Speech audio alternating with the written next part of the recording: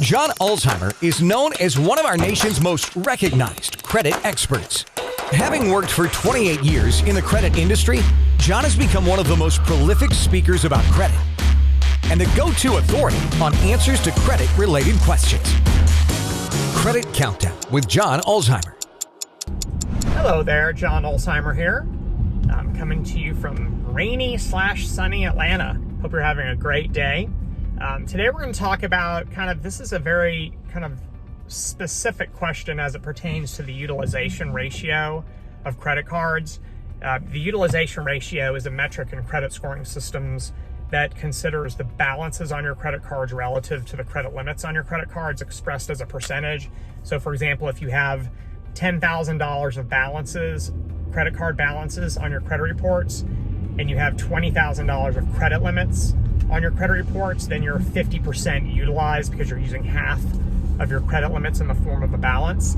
That particular ratio or percentage is influential in your credit score, and you'd like that ratio to be lower than higher. Optimally, you'd like that ratio to be less than 10%. The people who have the highest average FICO scores in this country, so the 760s and 780s and above, the FICO high flyers or high achievers as they call them, they have an average utilization of around 7%. So you really want that percentage to be as low as possible. And I'm trying to let this car out. Okay, there she goes. And there's a couple ways to do that. Obviously, you pay down your credit card debt, or you have higher limits, or some sort of a combination of both. All right, so the question regarding utilization is does that target, that less than 10% target, apply for each individual credit card, or does that just the aggregate, meaning that all of your credit card balances combined relative to all of your credit limits combined? Very good question. So credit scoring systems consider the utilization of not only the individual credit card accounts, but then also as an aggregate. Generally speaking, however, the more important metric is the aggregate metric, okay? There's also something else that I want you to keep in mind. You should try to keep your credit card balances as low as possible, just as a matter of smart money management. The interest rates on credit card accounts is on average around 16 to 17%. That's really high, right? And so you don't want to be paying that month after month if you can avoid it. And the way to do that is to either have very low balances that you can pay in full every single month, or otherwise don't use credit cards. Of course, that's not even a realistic strategy.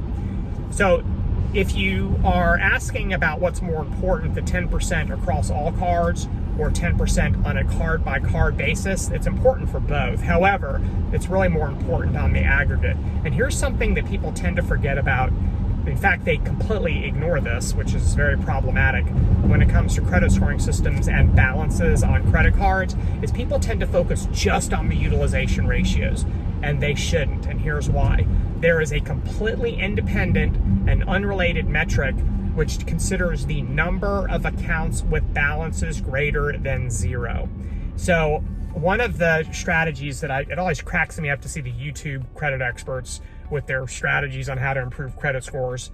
And one of the strategies that you see often is well, you should spread your credit card balances across a bunch of different credit cards, because then no one single card is going to have a high utilization ratio. And in their mind, they think that that's somehow better for your credit score. So here's why it's not. Number one is you still have the same aggregate utilization. Doesn't matter if you have $10,000 spread across 10 cards or $10,000 on one card, you still have $10,000 of balances. And so your utilization ratio in aggregate is no different. It's going to be the same number. Number two, and this is what people tend to completely ignore, is there's a different metric in credit scoring system that penalizes you for having too many accounts with balances. And if you start spreading credit card balances across a bunch of credit cards, what are you doing? You're polluting your credit report with tons of balances across a lot of different cards.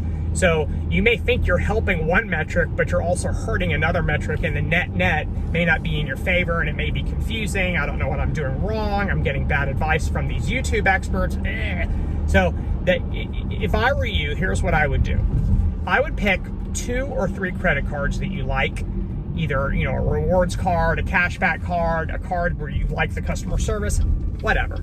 Pick a couple of credit cards, maybe use one of them as your primary, another one maybe as your secondary, and another one maybe as your emergency. and then be done with it. That doesn't mean close all the other credit card accounts that you have. You definitely don't want to do that because that could absolutely lead to a lower credit score. But you also don't want to sit there and pollute your credit report with tons and tons of balances. So don't focus so much on trying to, have 2% utilization on all 9 of your credit card accounts. Pick a couple of them, use them, leave the other ones open, pay them in full every single month, and then enjoy your FICO 850 because you're going to have killer credit scores because you're doing all of the things right.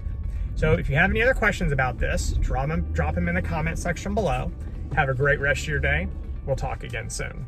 For more videos and credit tips from John Ulzheimer, go to www.tradelinesupply.com.